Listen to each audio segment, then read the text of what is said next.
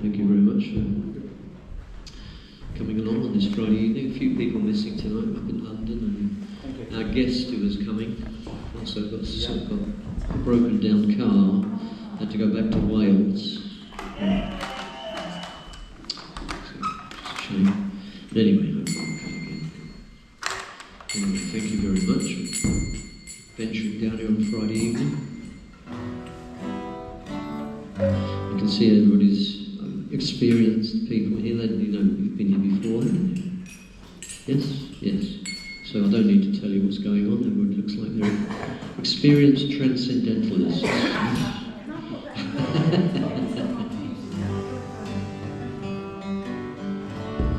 So we'll have a nice class from Premaniketan. I think we're carrying on with the Bhagavad Gita. We started doing the Bhagavad Gita right from the beginning, because we had this request from a few people that they want to go through the Bhagavad Gita right from the start. So we're on chapter 1 of that ongoing process. Yes. So we carry on with that later. And apart from that, no other announcements at the moment, is there? No. Okay. So we'll just do Kirtan, mantra meditation as usual for a little while.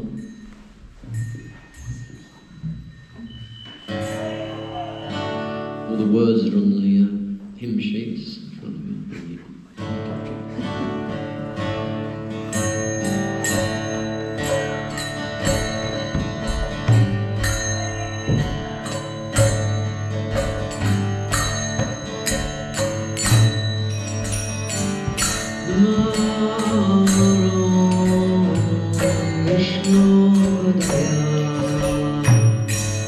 Krishna Krishna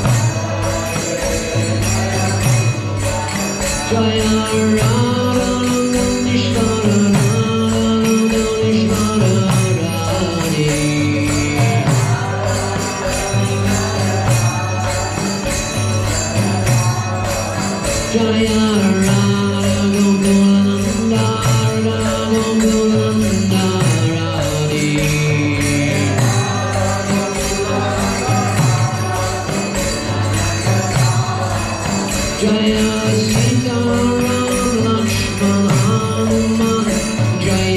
Sita Rama Lakshmana Hanuman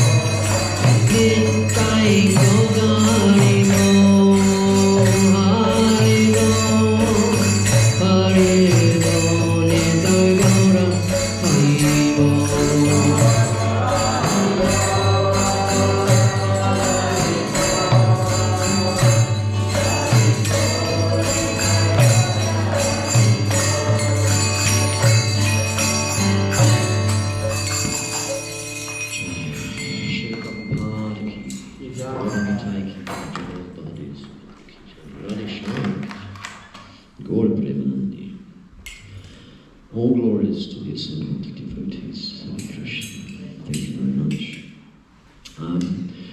As we said earlier, our guest got stuck on the M2 today and had to go back to Wales, so we've got an extra special class anyway from Premaniketan tonight. But just before we I hand over to him, just a little bit about the chanting, because it's always nice to hear about chanting, isn't it? So this is from a book by the Nectarian Ocean of the Holy Name. This is by Satyananda Swami. I always like these titles, they're beautiful, aren't they? The Nectarian Ocean of the Holy Name. So we're diving into an ocean of nectar when we're chanting, actually. Yes? Yeah, isn't it? It's like diving into an ocean of nectar. And the more we do it, the more nectarian it becomes, right? Because Krishna gets sweeter and sweeter and sweeter, nicer and nicer and nicer, and better and better and better. Unlike material sound vibration and material things which diminish, because we need something new, a new pleasure, a new phone, a new this, a new car, this, everything material diminishes. Whereas this chanting of this nectar increases. The more we do it, the more it increases. Hallowed be thy name. Simple as that. As long as we are on the platform of Nama Parad or Nama Bas, that is offensive chanting. That means Nama Parad means offences against chanting, because there are many stages of chanting. There's a clearing stage. These are all described in our shastras, in our scriptures, by very, very elevated sages. The different stages of chanting and the different realizations and the different levels of consciousness that we achieve through this chanting. So there is a stage when we start chanting normally, which is called Namaparad, which means we're in offensive. We're not chanting purely. And as long as we're on that platform, our chanting will not be so tasteful. Quite often it can be difficult in the early stages. For everybody here, of course, that's not the case, I'm sure. But we've all gone through that stage, right? Otherwise we wouldn't be here doing it every week, right? Chanting for an hour and a half or 2 hours every day like we do. Because we're experiencing something, right? We're getting something from it which is... but in the first stages, when we first start, it's quite difficult, right? It seems like easy, 3 words. All we do is chant 3 words, and you want to achieve all the benefits of all spiritual practices, get spiritual realization, experience this Nama Mukunda, this bliss and everything else, but it's not that easy to begin with, right? Because we're conditioned, we're used to acting in a certain way. So we have to change our habits first off. So it's an aparad, nam-aparad. But simply by continuing to chant, we will certainly make an experience of Krishna's real nature. Srila Rupa Goswami, who's a great saint and guru and everything now online, compares this to a patient suffering from jaundice. The holy name, the character and pastimes and activities of Krishna are all transcendently sweet like sugar candy. Although the tongue of one afflicted with jaundice, or the jaundice of avidya, this ignorance, cannot taste anything sweet, it is wonderful that simply by carefully chanting these sweet names every day, a natural relish awakens within his tongue and his disease is gradually destroyed at the root. So it gets rid of our material disease, this chanting is. But like anything else, if you're given medicine by the doctor, you've got to take it for it to be effective. Yes. So there it is, this medicine is free. There's no prescription charge for this medicine. So just take it, and experience the benefits. Very easy, free, and very beautiful. And Nectarian, we're diving into an ocean of nectar. And there's a little prayer here at the end of this. Dear Holy Name, please help me to come to the pure platform of chanting, which means that I give you priority and attention in my life. Hare Krishna. Thank you very much for joining in. It's very nice to see you all. I'm going to hand over now to Priya for the class, and we'll have another Kirtan later, I guess. Arati. So thank you very much. It's nice to see you all. Thank you for coming. Hare Krishna.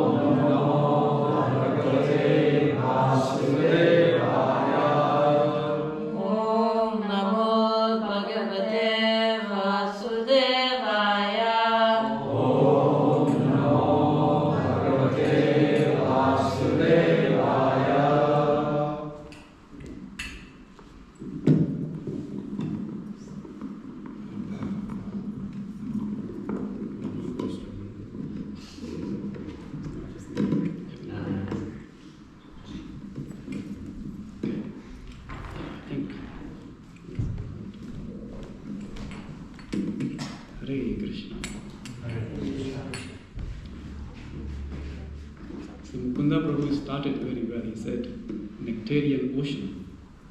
Yeah? But when we start chanting in the beginning, we commit aparad, we commit offenses. Yeah? We think that we have conquered the world now. Yeah? I'm chanting the most powerful mantra and I can do anything and everything. I can curse people.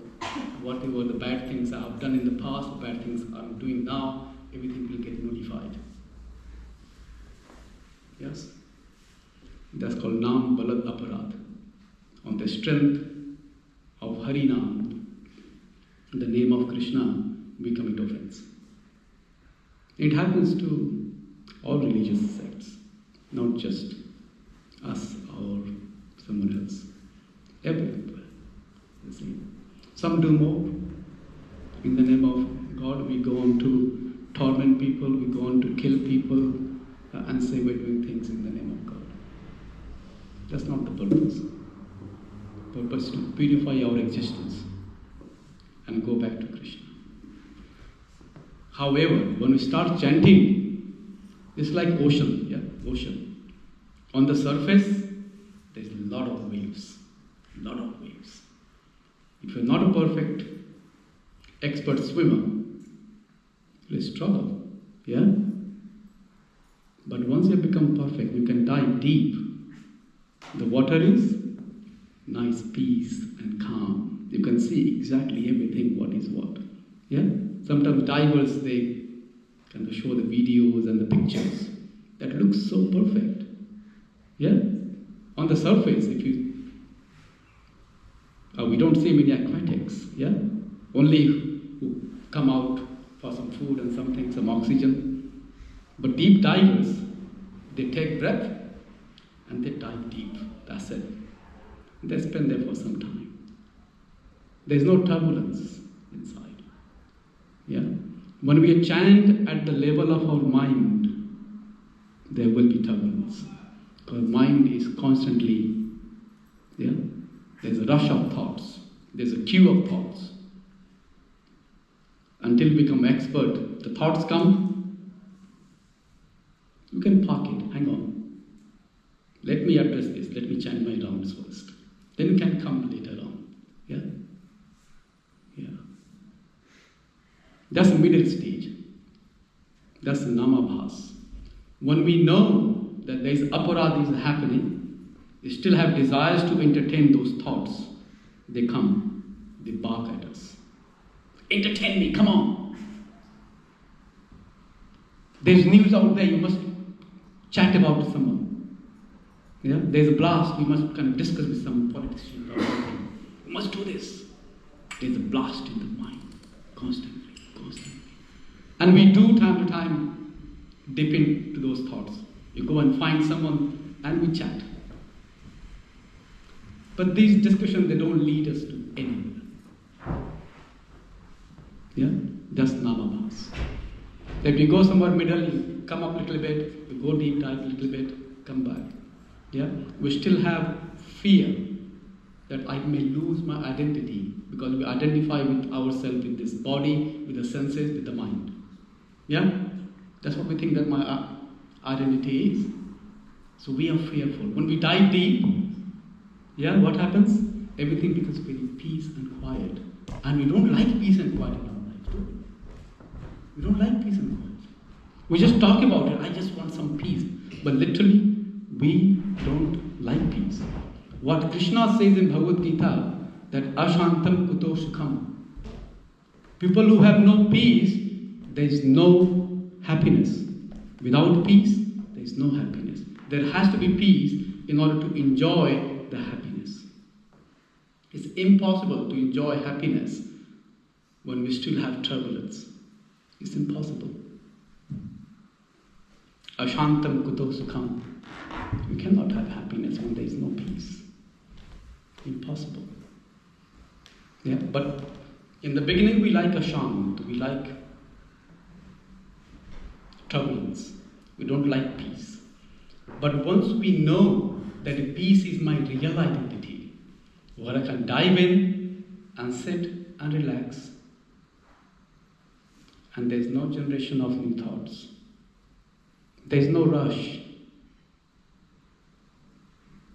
We have found ourselves. That's what we've been searching for so long, isn't it? Once we find ourselves who we are, we relax. And that's what happens to many devotees. They people who have realized who they are. Yeah, not just lid is closed and trying to lick the honey from outside. Yeah, we have to open the jar. Don't go by this outwardly. It doesn't matter what clothes and what color and what we have. It doesn't matter. That place doesn't matter. How we look. It's beautiful. It's peaceful. Once you have realized, we will try to dive as much as possible. As Mukunda was saying, that yes, we come to that state of Krishna consciousness, our consciousness, the consciousness of the soul that permeates our entire body. We don't realize, but once we realize, we become sthit, pragya, we become dhira, sober, no more turbulence, no more turbulence. It would be nice, isn't it, if we get to that state of our existence. Yeah? It would be nice to have that. Yeah. So we'll continue reading Bhagavad Gita. So the way, the structure of today's reading is that I will speak on the first verse, or the second verse of first chapter. And then I have a devotee couple who are going to talk about the third verse of the first chapter. Yes? Yes. That's the deal we have today. Before I forget, last 10 days or so, or 12 days, there's been a very auspicious paksha, means the tithi, the dates, is a Pitru Paksha. Means in these kind of 15 days, we remember our ancestors. We offer oblations, we offer them greetings. And it is practiced not just in Sanatana Dharma or Hinduism, it's practiced in Christianity, it's practiced in Islam, that we remember our ancestors and we say thanks. But Lord Chaitanya Mahaprabhu, he established a different type of celebration. Before that, it was very ritualistic, that you bring some brahmanas and you cook some kind of rice balls and you feed them, and yes, you do all of that. That's a ritual, that's a tradition. But Lord Chaitanya Mahaprabhu, what he did, so his father died when he was aged 8. And when he was aged 22, he went to Gaya. So Gaya is a place in India where it is believed that you go and offer oblation there and your ancestors directly benefit. So Lord Chaitanya Mahaprabhu, he went there and he offered oblations. And the way he celebrated this date was that he invited devotees.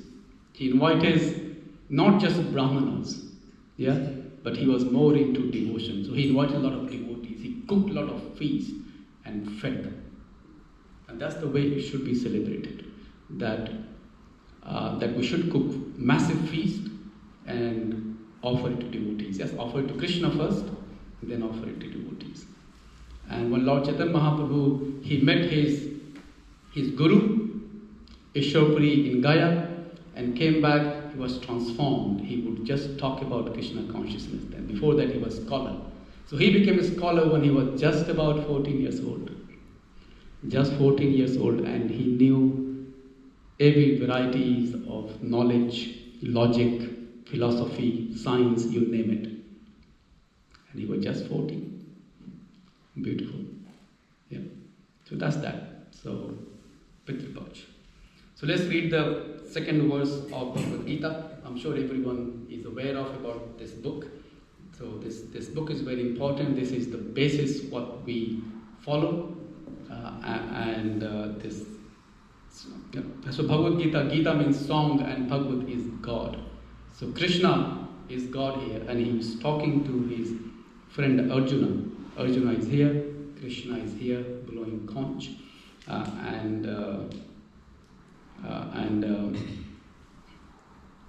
It's not just that Arjuna was in dilemma what to do. We are also in the similar state, more or less, all the time, what to do. We have a choice whether to waste our time, just sit, sometimes watch daily or gossip or do other bits and pieces, or we try to endeavor to do something good in our lives. So Krishna is imparting this knowledge. Now, before Krishna speaks, the Arjuna was in dilemma.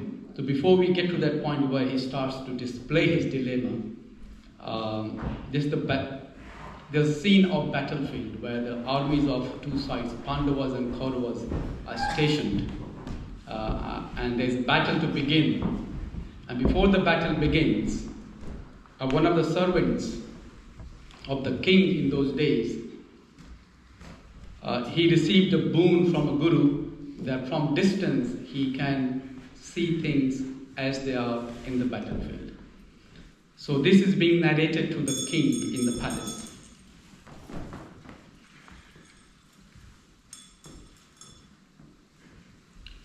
Sanjay Vacha Drishtva tu Pandavanikam Vyudham Duryodhanastada Acharyam Upasangamya Raja Vachanam Brave. Sanjay Vacha. Sanjay said, Drishtva, after seeing, two, but Pandavanikam, the soldiers of the Pandavas, Vyudham, arranged in a military phalanx,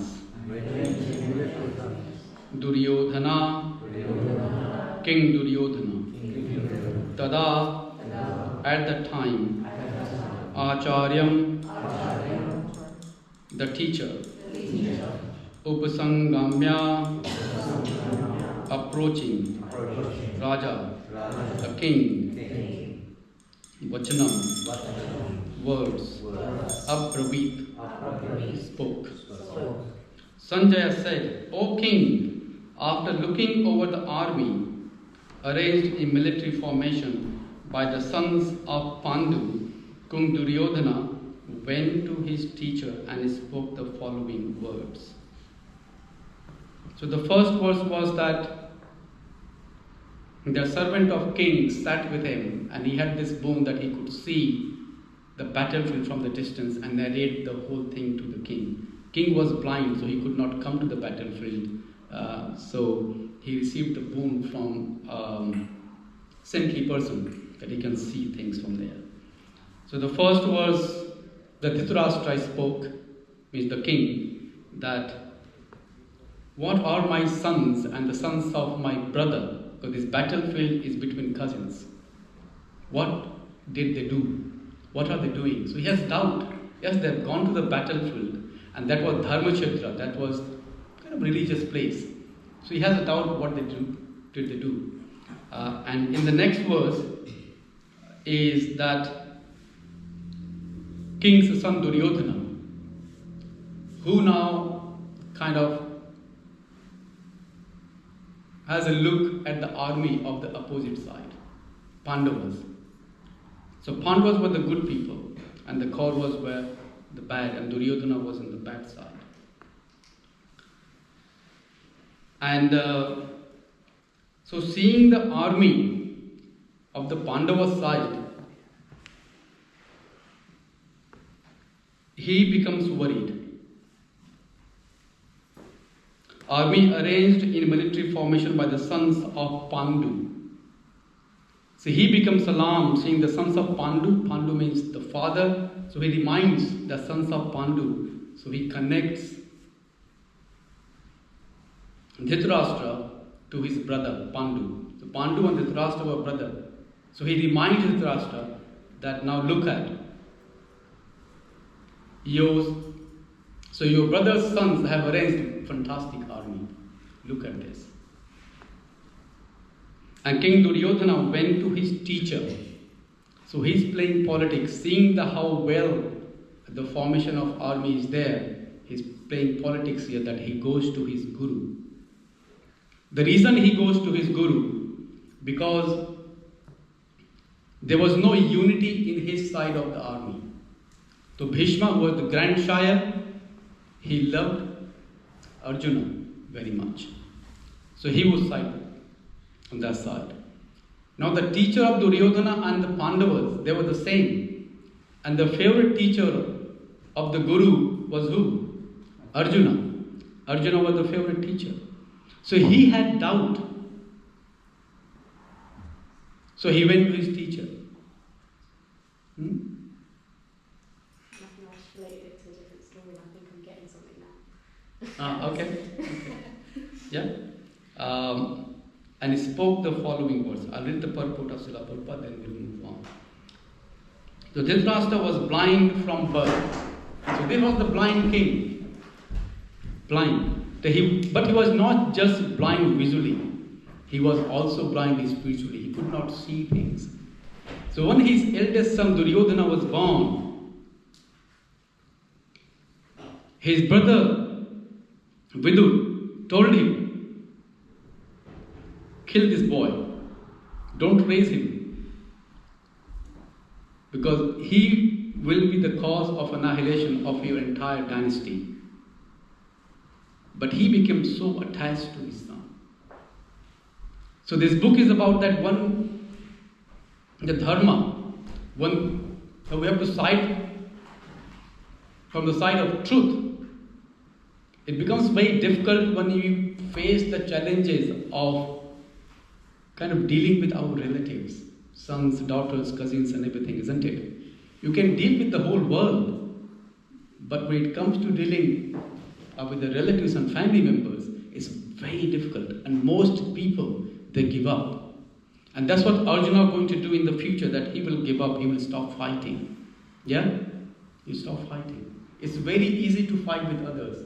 The armies can fight with each other, but we can't resolve the family problems. Yes? We can't resolve. There's so much distance between family members, they don't talk.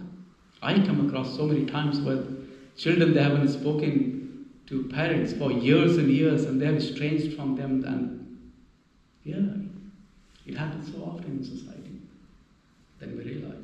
He knew very well that his sons were equally blind in the matter of religion. They had no clue. They would commit all kinds of sinful activities. He was sure that they could never reach an understanding with the Pandavas, who were all pious since birth. Still he was doubtful about the influence of the place of pilgrimage. And Sanjaya could understand his motive in asking about the situation on the battlefield, because he was fearful that that place was a religious place, and that will have influence, and that will benefit Pandavas, and his sons will likely going to be disadvantaged. Sanjaya wanted therefore to encourage the despondent king, and thus assured him that his sons were not going to make any sort of compromise under the influence of the holy place. So he also wanted that his sons should win and take the throne, but at the same time this guy, this blind king, was fearful. Yeah? Because Krishna and Dharma means religious principles, were on the side of Pandavas. Duryodhana, after seeing the military force of the Pandavas, at once went to Commander-in-Chief Dronacharya to inform him of the real position. Although Duryodhana is mentioned as the king, when the real king is still alive and sitting on the throne, what's the purpose of calling his son as a king? Because king, he never acted like king. He acted as a puppet, and his son would rule the kingdom, and he would do all kinds of things. In this battlefield, if the king, would have wanted, he would have stopped it. But he decided to let go, let the battle take place.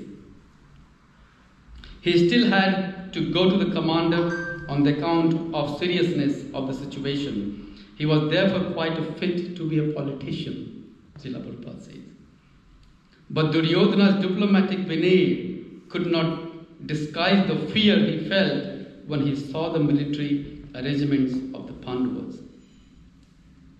So, let's speak 2-3 minutes more. So there is a story that, why in this verse he goes to the teacher and reminds him, look at the sons of Pandus, look at how well they have arranged. And there's a story behind that in the next verse. I will invite both of you, to share your wisdom, what you have. Do you want to introduce yourself to the audience? Ladies first.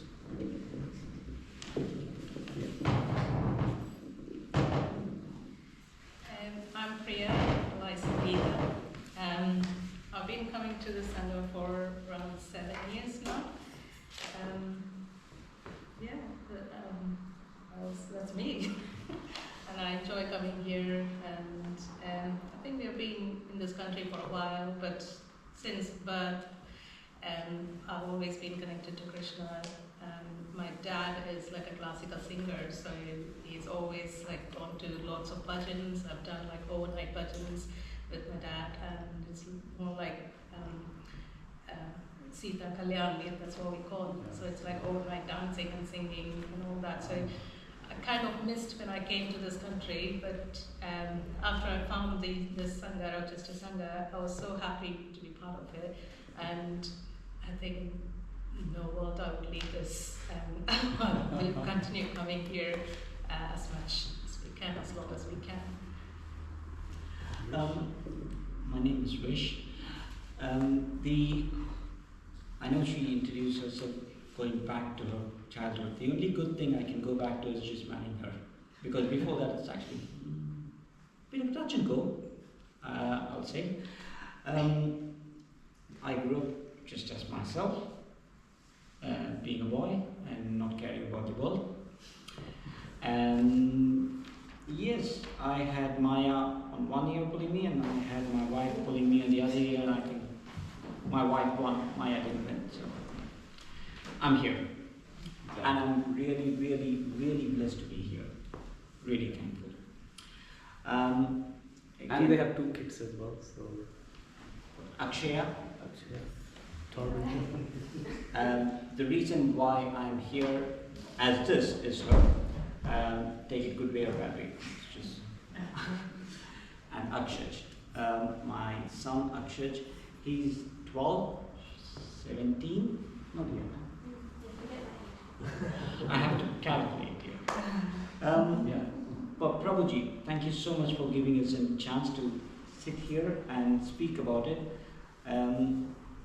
He said a few words that I'm scared about. Share a few words of wisdom. Sorry, that's not what I'm here for. Prabhuji thought, after coming here for about 7 years, I'm spending a lot of time just for the prasad. So he gave me some homework to do, and that's all. There's no words of wisdom. Mukunda Prabhu gave a fantastic class, an amazing Kirtan that made me forget the little words that I remembered about this. So I'm here as fresh as I can be. As I came to the university examination, I'm here. I've got no clue what's happening. So please, if there is a mistake, I know my wife, she's got some pointers here. If there's a mistake, she'll be very polite to kick me, but please correct me. Thank you. I will hand it over to Priya Mataji now, while she will take us through the happy places of both Drupad and Dronacharya. And when things get a bit varied, she will pass it. just read the 3rd verse. Prabhuji, please do that. Please, okay. Just to put things in perspective, because 3rd verse, that's what they're going to talk about, the story. Yeah. So 3rd verse of the 1st chapter is this. Pashetam Pandaputranam Acharya Mahatim Chamum Vyudham Drupada Putreda Tavashishye Nadhimata O my teacher, behold the great army of the sons of Pandu. So not Duryodhana, who is the cruel person. He has gone to his teacher and is speaking these words. Behold the great army of the sons of Pandu. Pandu was the brother of Dhritarashtra and Duryodhana's uncle, and they are having the battle with his uncle's sons. So expertly arranged by your intelligent disciple, the son of Drupada, that was Drishtadumna. So that's what the story. Now they're going to tell the story of Dronacharya. So that was the guru of Arjuna and Kaurava, and also the story of Drupada and Dronacharya, how they were friends and they become enemy, and the lessons what we can learn from this story.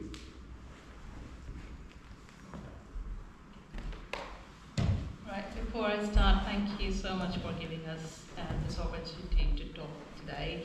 And so just okay. Most of you would know who King Drupada and Dronacharya is, but those who don't know, they are characters in Mahabharata who fought on either side of the Kurukshetra war. So today we're going to see a kind of a story between King Drupada and Dronacharya, exploring their friendship, pride, and also a vicious cycle of revenge and ultimate vengeance. Just a little bit of background who Drupada is. Drupada is son of King Prishita. King Prishita kind of ruled the kingdom Panchala. And Bharadvaja is the father of Dronacharya. And they are from a humble Brahmin family. So firstly, we'll talk about their friendship, their childhood, so bonds of friendship. Drupada and Drona studied in the sage Bharadvaja hermitage. Bharadvaja is Dronacharya's father, so he ran a hermitage where he teaches children all the martial arts and all the qualities and tricks and all those for the warfare. During that time in their hermitage or school, they became very good friends and learned invaluable lessons about loyalty, sacrifice, and the true meaning of friendship. And then during their friendship, during the hermitage days, they used to play games at the ashram. So Drupada has promised Drona on many occasions that Drupada actually promised to Drona, saying, okay, on many occasions that once he becomes a king, he will give half of his kingdom to Drona as a sign of deep appreciation. And that was all their school days. And many years later, and the two friends had lost sight of themselves. And then just looking at how King Drupada grew, and also the life of Drona a little bit, King Drupada, rise of King Drupada, basically, with his determination and leadership qualities, shows his transition from a noble warrior to a respectful king of Panchala, because he took over after his dad, Prishita. And then Drona, it's more like he was rich in the knowledge and spiritual knowledge as well, but he didn't have any material wealth.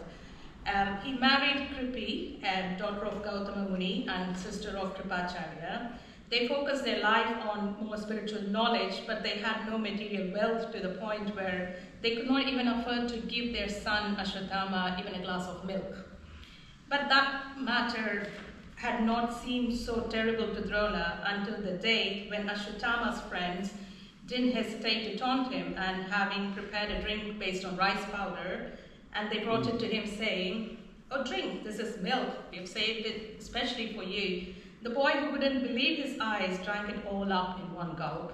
And such was the happiness of having finally been able to taste the milk, that he ran to his parents dancing and shouting, saying, "I drank milk, I drank milk." That's when, on that occasion, Drona realized that their state of poverty and was really exaggerated, and that his son was suffering too much. And then he remembered the promise King Drupada made to him, that he will give half of his kingdom. So he thought, okay, let me go and ask King Drupada for help.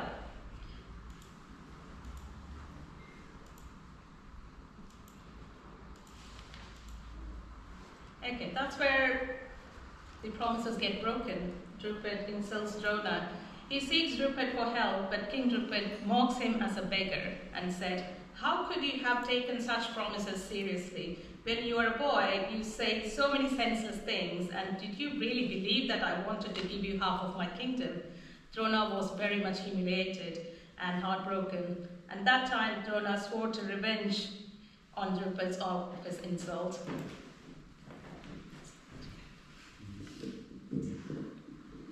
Now that shows the difference. She's got pointers. So when the time came, now there's a bit of a story behind it as well, because the poverty didn't end there. He struggled more. Then came Parshuram, where Parshuram was giving away his wealth. Dronacharya went to Parshuram and asked for some help, but it was so late that Parshuram had given all his wealth away apart from his weapons. So he gave, knowing that Dronacharya was a Brahmin. Again, another story is Parshuram wanted to kill all the Kshatriyas. So he's already killed them about 18 times, and he wanted to kill them more than 21 times totally he has killed. So he was happy to share it with a Brahmin, knowing that he's not a Kshatriyan, with a promise that he will not use it for warfare in warfare, and won't disclose it to a Kshatriya. That was the promise that Parshuram had got it from Dronacharya. Now Dronacharya accepted it, got the weapons. He traded that in terms of knowledge to Hastinapura. He went to Hastinapura and made sure that he got the money, and he got to train Pandavas and Kauravas. Now, like Prabhuji said, Arjuna was his favorite student, so he asked Arjuna to go and fight against Panchala's king. At that time it was King Drupad, and win them over. So Pandavas went on a war with Panchala's kingdom. They won, they took half of it, and they gave away half back to King Drupad. King Drupad, at that time, he said he has excused them, he had forgiven them, but he didn't actually. He wanted to take a revenge back on them. So to take a revenge, what he did was he invited some sages. Names are there. I forget my neighbor's name, so honestly I wouldn't know the sage name here. But they wanted, he wanted a son to fight back Drona, who would kill Dronacharya, and that son is Dushyantana. As it happens, Dronacharya was also the one who taught Dushyantana all the arts of warfare. So the verse that Duryodhana goes back to Dronacharya and asks them, saying, he wanted to make sure that he's not making a mistake again this time, because he had once made the mistake of training Dushyantana, who is now on the opposite side he's with Pandavas, and Duryodhana wanted just to point out that to Dronacharya, making, look, you've made a mistake, you've taught Dushyantana, now look at the Pandavas' military arrangement, which Dushyantana actually arranged it for them. And he said, look, this is what you've made a mistake on. Don't be soft-hearted, and do not take any more chances with Pandavas. Don't be soft-hearted. That's what he wanted to mention in verse 3. In the later stages of Hastinapura, Kurukshetra war, Dushyantana actually killed Dronacharya in that war. And to revenge that revenge, you have Ashwatthama killing Pandava's son, and then it became Ashwatthama. It ended up with Ashwatthama releasing Brahmastram on the only unborn child, and then Lord Krishna stopped it. But what we can learn from the story is, I remember Prabhuji's one WhatsApp status he put. expectations. How expectations could trigger a lot of emotions and how that could be bad, and how to live a life with least expectations. Easier said than done, Prabhuji, please. I have to accept it. But here, a Brahmin expects something from a king, which itself was wrong for a Brahmin to do that, because he shouldn't have expectations. And then when the expectations got refused, he got really upset and he took in the wrong direction. The other learning is how a revenge, we can use the revenge, which is a negative energy, in the service of Lord. Now Lord wanted end of Kuru dynasty, but this was orchestrated through a revenge, the anger from King Drupad's side, which caused him to get a benediction for a child, which is Dushyadhyuman, and then the child killed Dronacharya. So how we can use the negative energy in the service of Lord is what we can learn, or at least we can try and learn from this story. Thank you, Krishna. Very nice. Yes, that's the time. Yeah, thank you. Anything else you want to say? No, Prabhuji. I'll just include in minutes.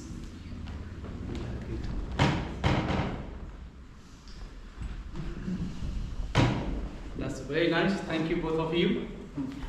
Let's give a round of applause.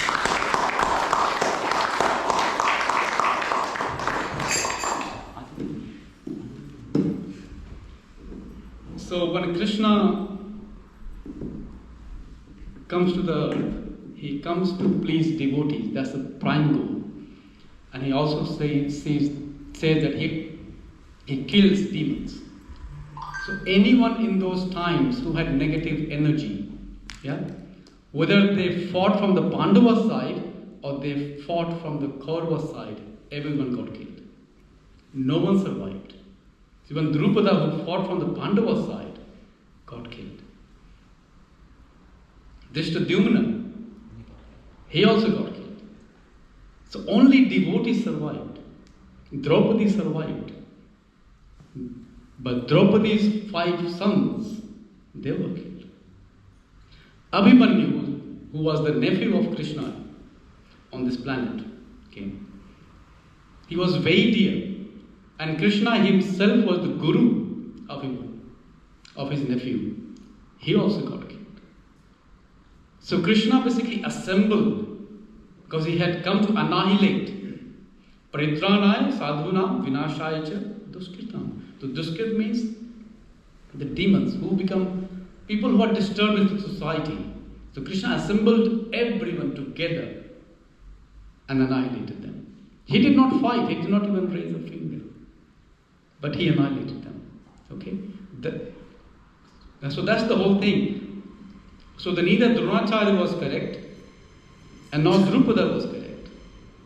But because Drupada fought from the side of Pandavas, Krishna appeared to show some favor. And he showed the favor. But ultimately, because he had negative energy, as you said, he had revenge. What happens in revenge? You burn. You burn and burn and burn, but more than you do harm to the other person who you're kind of burning about, you harm self. So don't have envy. Don't have revenge. And why revenge comes? When we have expectations. Expectations are very common in family. When we have relations and relatives, expectation, he didn't do this for me, that person didn't do this for me, she didn't do this for me. There's a lot of expectations. Keep them low. I'm sure your relations will survive if you keep the expectations low. If it is very high, no chance. Believe me, no chance. Doesn't matter what the relationship is. Sons, daughters, brothers and sisters, mother and father, we see that all the time in society. Keep expectations low. That's the karma. Lust develops. Kamesha, Krodesha, Raguna, Samadbhava. That we have calm and there is anger, frustration. If that desire is not fulfilled, and then there's a battle. And that's what the whole Mahabharata, the greater Indian battle, took place just 5,000 years ago. But that battle did not end there. Now we have battle. So that battle was outside, but the battle we have currently, that's inside. And how that battle we win? By chanting Hare Krishna, Krishna Krishna, Hare Hare, Hare Rama, Rama Rama, Hare Hare. Krishna is not physically present, but Nam and Nami, Krishna and his name, they have similar potency. Sometimes the name has more potency than Krishna himself. So now what that Krishna's name is going to do to us, it kills the negative energy within us. All the envy, all the hatred, all the ego, all the battle that we want to win from our relatives and the battle around the world. Just pray, Krishna, please do your magic. I can't do my own. It's impossible to win the battle with our mind and our enemies and things that we have in our heart. Only Krishna can annihilate them. And let's pray to Krishna, please. And it does hurt when Krishna does surgery. And be prepared for that. It will happen. Once you ask Krishna, Krishna does his magic, his surgical procedures. There'll be a bit of battle, a bit of blood, a bit of this, a bit of that. Tears. That's a part of the game. Ultimately, dharma, the truth, becomes victory. Any questions, any comments? Then we'll have Kirtan 5-10 minutes. In the story, you said Parashurama gave the weapons to Drona, saying that he should not impart the knowledge to Kshatriyas. Yeah. But immediately he went to Hastinapur and gave the knowledge to Kshatriyas. Yes. He breaks the bronze. Yes. He had agreed because he got the kingdom, but he still could not rule because he was a Brahmana, so he should not rule. Okay. So he wants to get the occupation of teaching. And because of that, he tied himself with the Hastinapur. Even though he knew that he was on the wrong side, but he could not give up that bondage. Yeah? Krishna said, give up. He told Bhishma, give up. They didn't listen. So they did not listen to following the higher principles. They stuck to lower principles. That's the problem. That's talk for some other time, I think. The higher principle, when Krishna says you do it, you don't question. Yeah? And that's what Krishna did. Ask Bhishma, ask Drona, ask Karna. Still, no. His ego was there. He thought that was his dharma. Sometimes the thing that we think that that's dharma, that's religious principles, that's also wrong. Because we have attached ourselves with that dharma. Yeah? There's very nice story of Ramananda Roy talking to Lord Chaitanya Mahaprabhu when he went to South India tour. That story in the Madhya Leela, 7th chapter. It's good to read.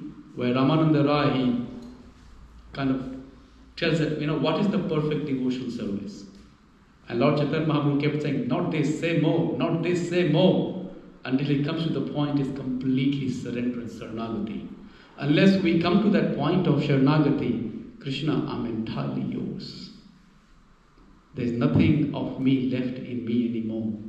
I'm just entirely yours. That's the state. To come is not easy. Not everyone's cup of tea. That's hard. But if you can get to that, where we come to Krishna and say, Krishna, I'm yours. Nothing belongs to me. We just have to kind of realize it. Anyways, nothing belongs to us in this world. Sooner or later, everything is going to be taken away. We just think, imagination, this is mine, this is mine, this is mine, this is mine. Nothing. All relations, all objects, everything going to be left behind. We realize sooner, we have a chance to become wiser. You realize later, that's it. Yeah. Hare Krishna. Let's do Kirtan. Let's do Kirtan. We'll follow our tradition to do Kirtan. 10 minutes.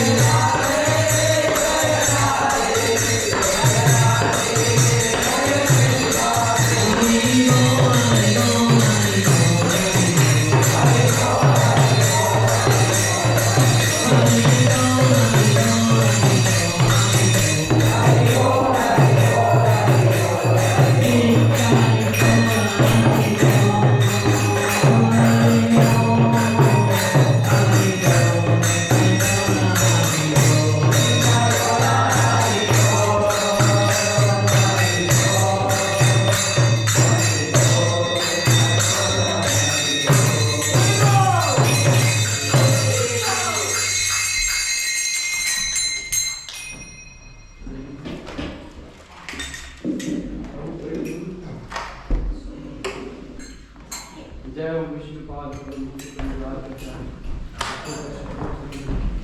भक्ति वेदांत स्वामी मुद्रादि अनंत कोटि वैष्णव नामाचार्य श्री हरिदास प्रेम से कहो जय श्री कृष्णा चैतन्य प्रभु नित्यानंद श्री अद्वैत गदाधर श्री वासरि गौर गंगा माई की जय, यमुना माई की जय, सामवेद भक्त वृंद की जय। कलिपति पावन है नाम संकीर्तन की मायापुर धाम की जय, वृंदावन मथुरा धाम पुरुषोत्तम क्षेत्र जगन्नाथपुरी धाम। All glory to Somebody, all glory to Somebody, all glory to Somebody, all glories, all glories, all glories to Shri Guru, Shri Gauranga,